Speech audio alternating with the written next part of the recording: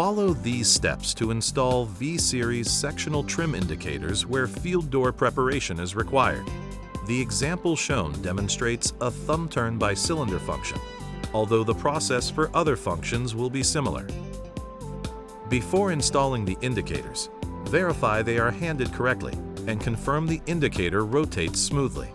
Also, confirm the lock is unlocked prior to installation.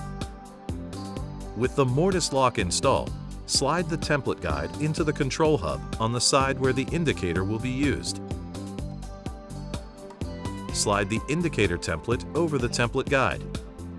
Line the template up with the door edge with a square if needed to ensure straight.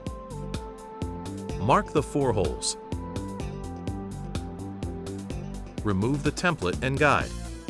If indicators are required on both inside and outside, repeat this procedure on the other side of the door. Remove the lock body. Center punch the holes.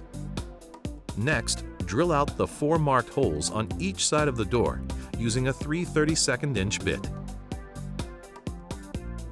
Reinstall the lock body and secure with the 2 screws. Install the indicator mounting plate to the side of the door that will display the indicator, using the 4 number 6 3/8 inch screws. Align the spindle with the diamond hole in the control hub. Assemble the indicator onto the backing plate. Secure using the number 8 32 5/8 inch screw on the top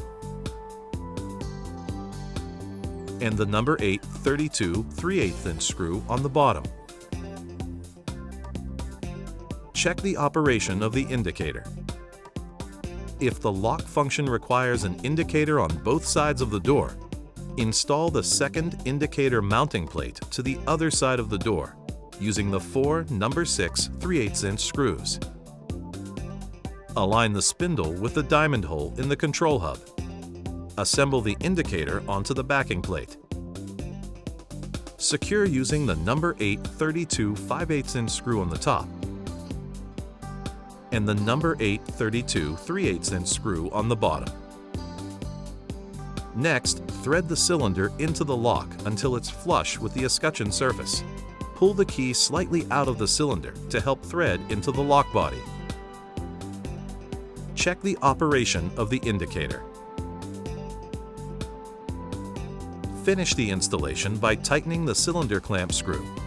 Tighten the lock body screws completely and installing the outside front.